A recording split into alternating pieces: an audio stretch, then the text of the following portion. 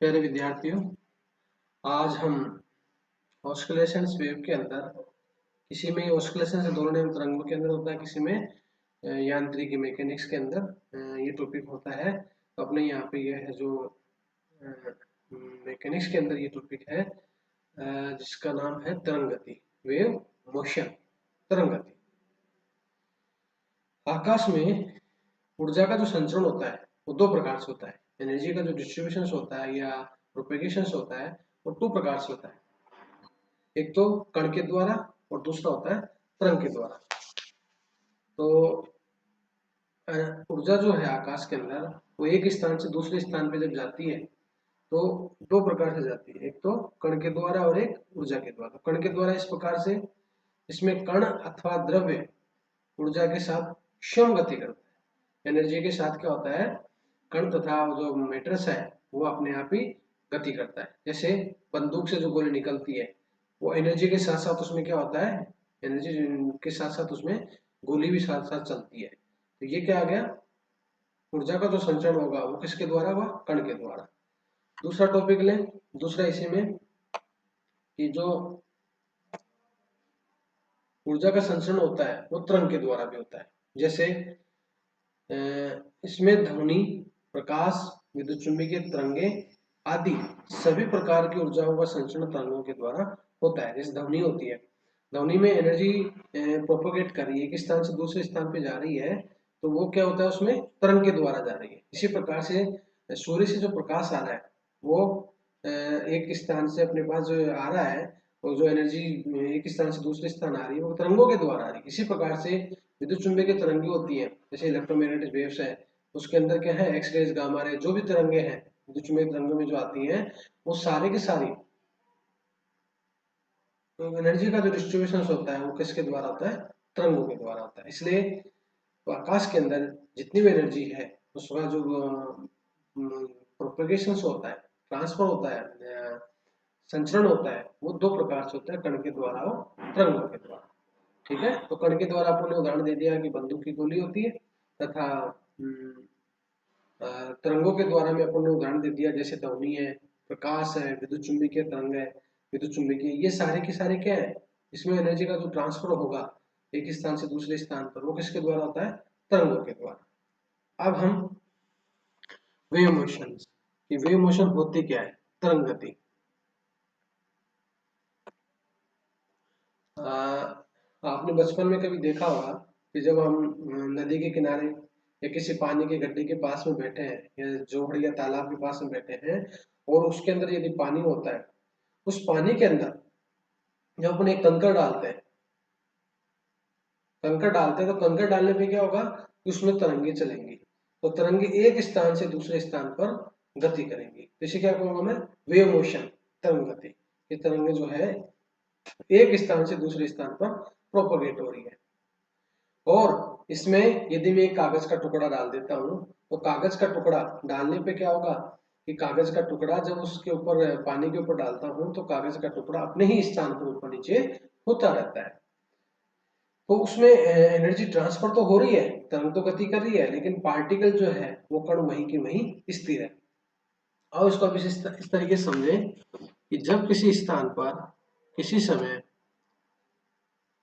उत्पन्न विक्षोभ या कोई भी भौतिक घटना दूसरे स्थान पर निश्चित समय के पश्चात उत्पन्न हो और यह समांतराल इन स्थितियों के मध्य दूरी के अनुक्रमानुपाती हो तो विक्षोभ संचरण की विधि तरंग गति कहलाती है। कहने का मतलब है समय अंतराल का जो मान है दो तरंगों के मध्य, एक घटना वो घटित हो गई फिर उसके बाद दूसरी घटना घटित हो रही है, जो टाइम पीरियड आया वो टाइम पीरियड का मान इनके मध्य जो डिस्टेंस है उसके अनुक्रमानुपाती हो, तो ऐसे विक्षोभ को हम क्या कहते हैं, तरंग गति कहते हैं। इसको एक उदाहरण द्वारा अपन समझा सकते हैं कि यदि हम किसी तालाब के स्थिर जल में एक कंकड़ डालें तो उसके जल में विक्षोभ मतलब डिस्टरबेंस या हलचल का प्रभाव वृत्ताकार के रूप में आगे बढ़ता है और इस पर कागज का टुकड़ा डालने पर विक्षोभ के साथ गति लेकर अपने ही स्थान पर ऊपर नीचे आवर्तिक गति करता है। पहले हम बता चुके हैं कि आवर्त की गति क्या होती है। ठीक है, तो अतः स्पष्ट है कि जल में विक्षोभ एक स्थान से दूसरे स्थान की ओर गति करता है, परंतु जल के कण विक्षोभ के साथ गति नहीं करते, अपने ही स्थान पर आवर्त गति करते हैं। तो ये वेव मोशन का मैंने तरीका बताया कि जब तालाब के ऊपर मैं क्या डालूंगा, एक कंकड़ डालूंगा तालाब के अंदर, डालने पे क्या होगा, उसमें विक्षेप उत्पन्न होगा, और विक्षेप उत्पन्न होने के बाद में वो क्या होगा, विक्षोभ जो है, हलचल है, वो वृत्ताकार रूप में आगे बढ़ता रहता है। लेकिन जब उसके ऊपर कोई मैं कागज का टुकड़ा डालता हूं तो वो कागज का टुकड़ा ऊपर नीचे आवर्तिक रूप से वही गति करता रहता है, लेकिन वो आगे नहीं बढ़ता, केवल तरंगे ही आगे बढ़ती हैं। तो ये क्या आ गया मेरा वेव मोशंस। वेव मोशंस के किस प्रकार से मेरी तरंग गति करती है। अब जो वेव जो गति कर रही है, तरंग जो गति कर रही है, उसको गति करने के लिए मीडियम की आवश्यकता होती है। तो माध्यम संचरण के लिए आधार पर तरंगे दो प्रकार की होती है। कितने प्रकार की होती है, दो प्रकार की होती है। तो एक तो होती है अनुप्रस्थ तरंगे और दूसरी होती है सॉरी दो प्रकार की तरंगे होती हैं। एक तो होती है यांत्रिक तरंगे और एक होती है दूसरी विद्युत चुंबकीय तरंगे। तो माध्यम संचरण के आधार पर तरंगे दो प्रकार की होती है। पहले तो कौन सी होती है, यांत्रिक तरंगे होती हैं, और दूसरी तरंगे होती हैं वो विद्युत चुंबकीय तरंगे होती हैं। इस प्रकार से हम वेव मोशंस की बात करेंगे कि तरंग का जो संचरण होगा वो इस आधार पर होता है, दो प्रकार से होता है, एक तो यांत्रिक रूप से, एक विद्युत चुंबकीय तरंगे।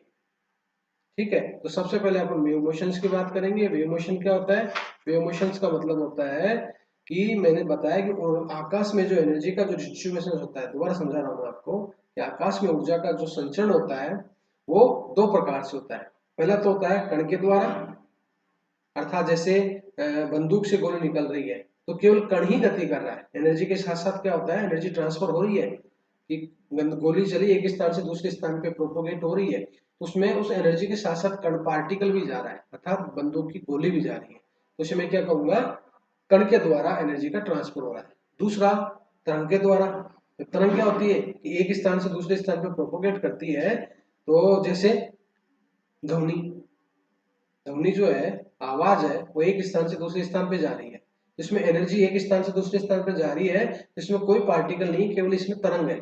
इसी प्रकार से प्रकाश, लाइट, वो भी एक स्थान से दूसरे स्थान पे जा रहा है, लेकिन इसमें किसी प्रकार का केवल तरंगों के द्वारा ही प्रकाश एक स्थान से दूसरे स्थान पे जा रहा है। इसी प्रकार से मैं विद्युत चुंबकीय तरंगे जैसे एक्सरेज, गामा रेज, जो किरणें होती हैं, वो भी एक स्थान से दूसरे स्थान पे प्रोपोगेट कर रही है।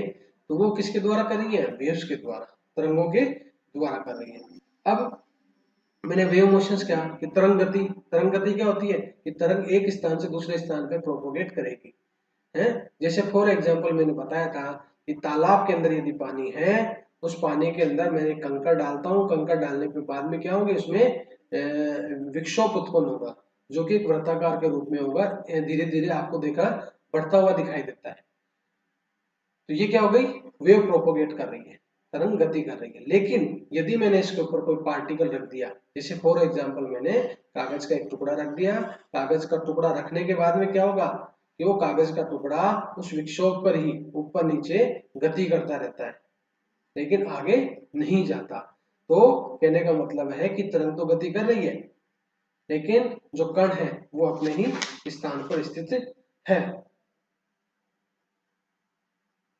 अपने स्थान पर आवर्त गति करता है। और मैंने बताया कि माध्यम में संचरण के आधार पर तरंगे दो प्रकार की होती हैं। पहले तो कौन सी होती है, यांत्रिक तरंगे, जिसे मैं क्या कहूंगा, मैकेनिकल वेव्स, और दूसरी होती है विद्युत चुंबकीय तरंगे, जिसे कहते हैं इलेक्ट्रोमैग्नेटिक वेव्स। तो माध्यम में संचरण के आधार पर माध्यम में जो प्रोपोगेशन होगा वो दो प्रकार से होगा, मैकेनिकल और इलेक्ट्रोमैग्नेटिक वेव्स।